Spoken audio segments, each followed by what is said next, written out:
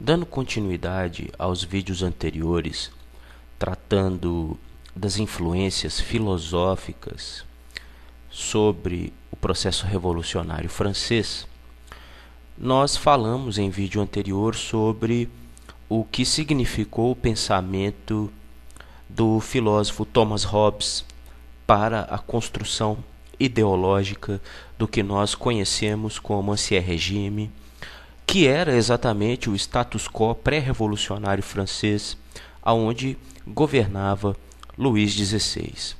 Então, Thomas Hobbes foi um pensador, um filósofo político que teorizou, que buscou justificar o absolutismo, o poder concentrado nas mãos do Estado, nas mãos da figura do monarca, exatamente como um processo que ocorrera na formação da sociedade civil com o contratualismo ou o contrato social. Pois bem, agora nós vamos falar do primeiro autor que vai trabalhar com esse contratualismo, vai trabalhar também na concepção do justnaturalismo. O que é o justnaturalismo? É a ideia de que existem direitos naturais, ok? Que existem direitos que são inerentes à condição humana.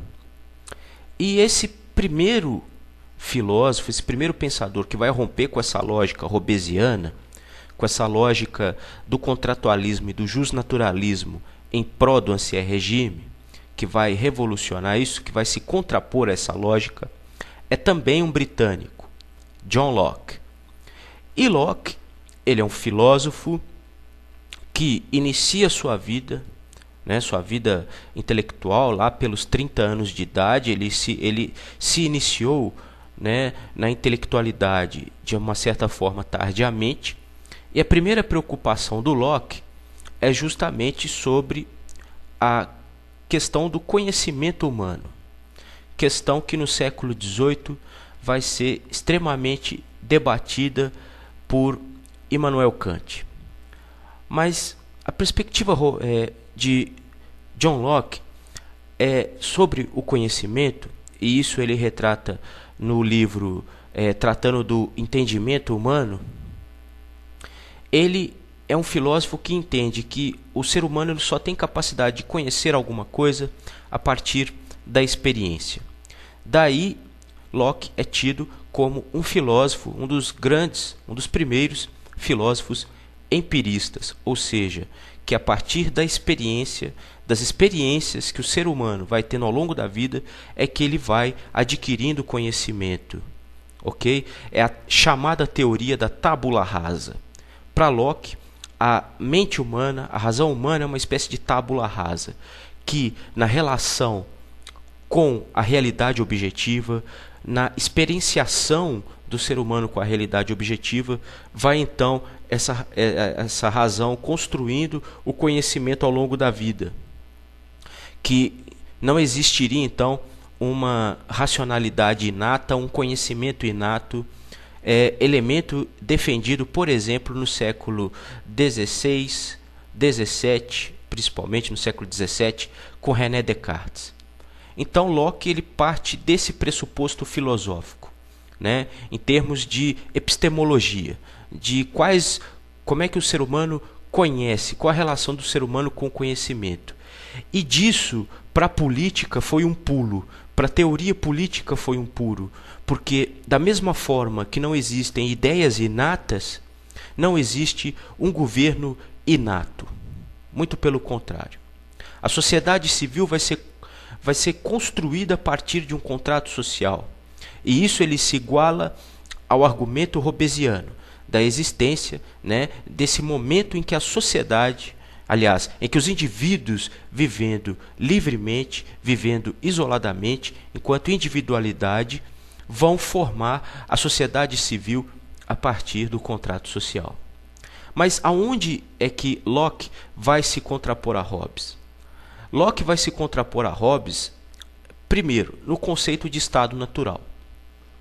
Para o Hobbes, nós já vimos, O estado de natureza é um estado onde prevalece o individualismo e o homem acaba se tornando o lobo do próprio homem. É o caos.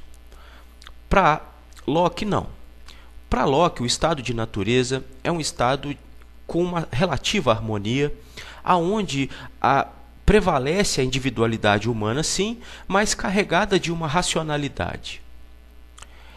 Mas essa mesma racionalidade humana, presente nos indivíduos, vai fazer então com que os indivíduos percebam que seria necessário, de forma a garantir os direitos naturais, daí o justnaturalismo, e para Locke os direitos naturais é a vida, a liberdade e a propriedade. E aí nós vamos tratar mais para frente do aspecto da propriedade em Locke, que é revolucionário nesse ponto. Então, para John Locke, os seres humanos viveram individualmente, né? Ali numa pré-condição social, no estado natural. A razão humana leva os homens, mesmo vivendo de uma maneira individualizada, a enxergar na formação de uma sociedade, de uma vida em comum, algo benéfico, algo que vai garantir os direitos naturais, a vida, a liberdade e a propriedade.